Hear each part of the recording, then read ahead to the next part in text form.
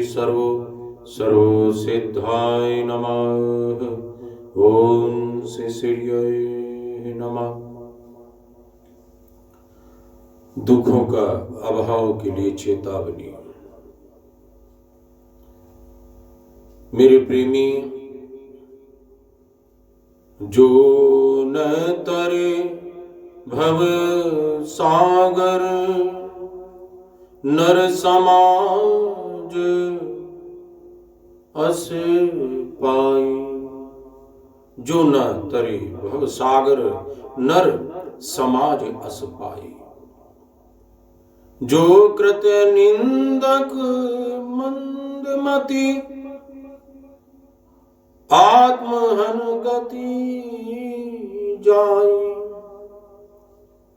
जो कृत निंदक मति, आत्महन गति जाई। मेरे प्रेमी, जो पुरुष इन सब सामग्रियों को पाकर भी भव सागर के पार नहीं उतरता है, वह मूर्ख है। वह मूर्ख है,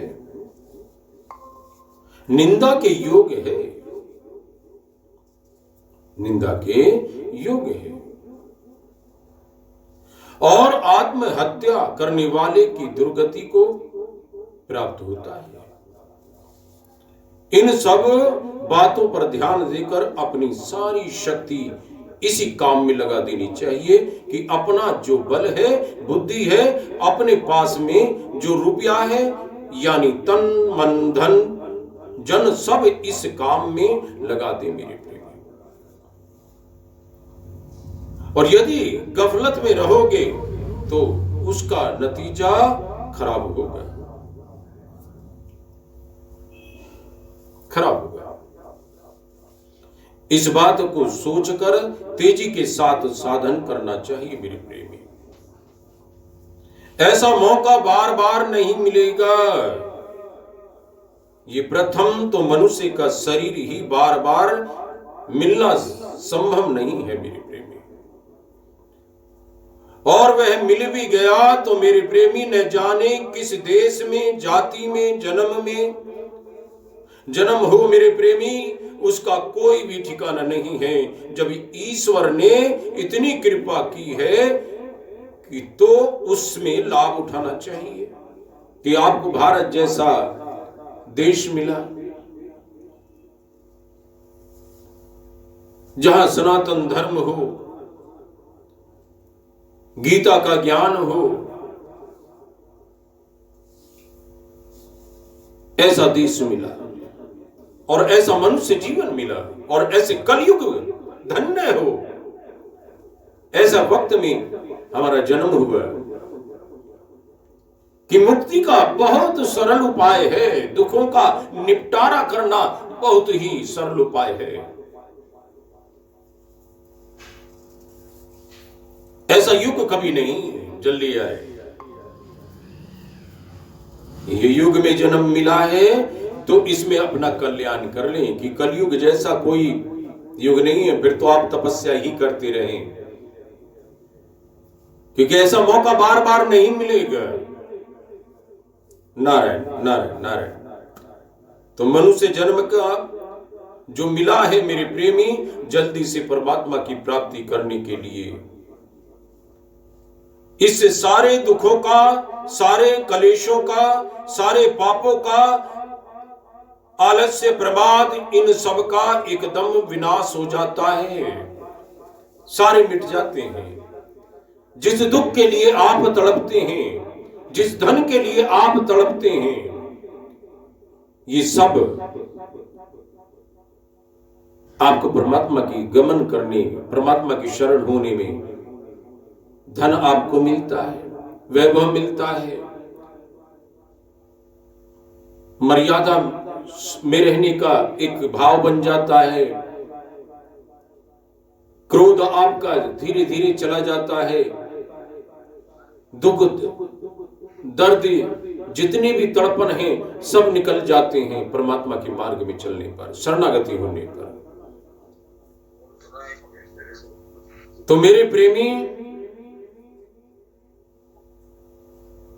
प्रमाद इन सब का एकदम विनाश हो जाता है, दुर्गुण और दुराचारों का भी एकदम विनाश हो जाता है, तथा सद्गुण और सदाचार अपने आप आपके भीतर आने शुरू हो जाएंगे। चलना तो आपको पड़ेगा। ईश्वर की भक्ति के प्रभाव से ज्ञान, वैराग्य, शक्ति, परम शांति, परमानंद की प्राप्ति हो जाती है मेरे प्रेमी। एवं हम लोग जब तक जीते हैं तब तक परमात्मा की प्राप्ति असंभव नहीं है। परमात्मा की प्राप्ति बहुत ही सुगम बतलाई गई है मेरे प्रेमी, वो भी कलयुग में, वो भी कलयुग में। प्रेमी, मनुष्य का जीवन मिल गया, लेकिन ऐसा युग नहीं मिलेगा जिसमें जल्दी से जल्दी आपका कल्याण हो जाए।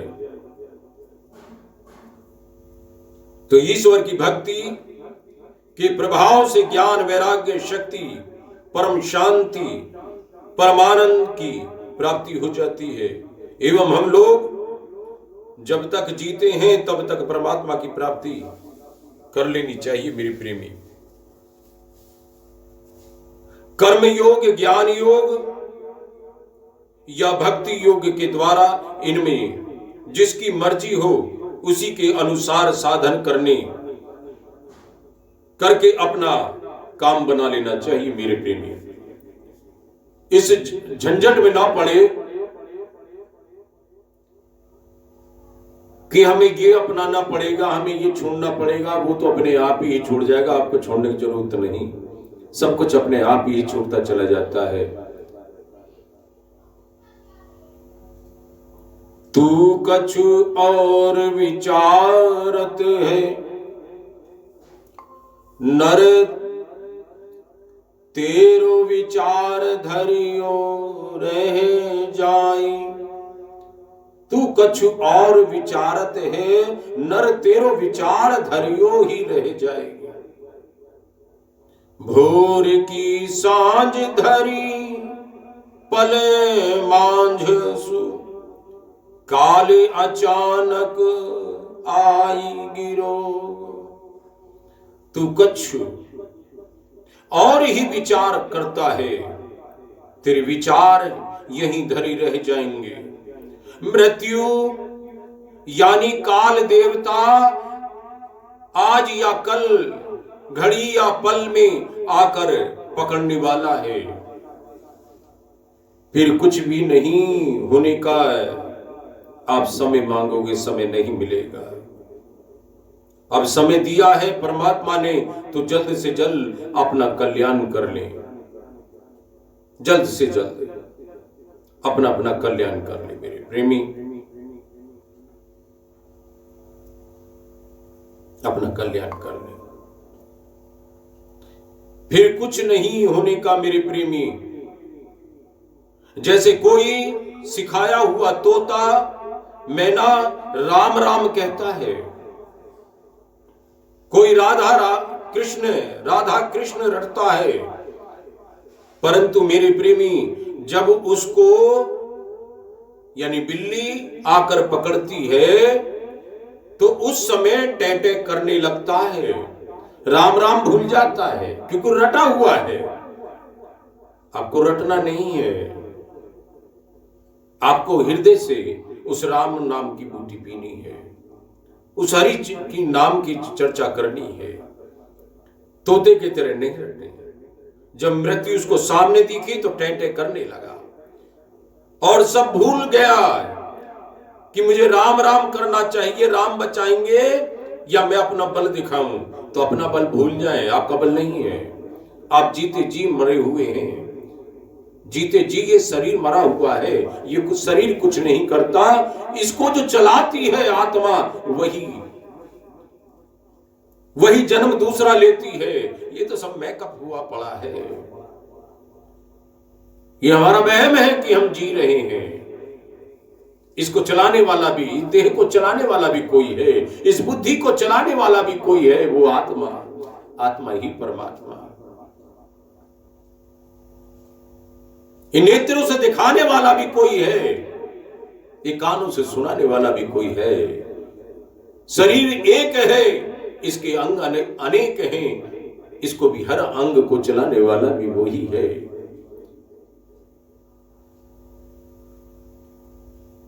तो मेरे प्रेमी, जिस आंख से आप देख रहे हैं संसार को और एक दूसरे को देख रहे हैं, कभी ये सोचा है कि उसको दिखाने वाला कौन है? उसको मैं पलट के देखूं, ये मुझे दिखा कौन रहा है?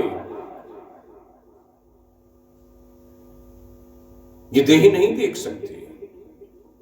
जैसे कोई खिलौना बनाया आपने, या 4 पहिए का व्हीकल बनाया, या 2 व्हीलर बनाया, सब ढांचा पहले खड़ा किया, फिर उसके ऊपर कवर चढ़ाया, फिर उसके अंदर बैटरी रखी, सारे कनेक्शन कर दिए, फिर पेट्रोल डाला गया।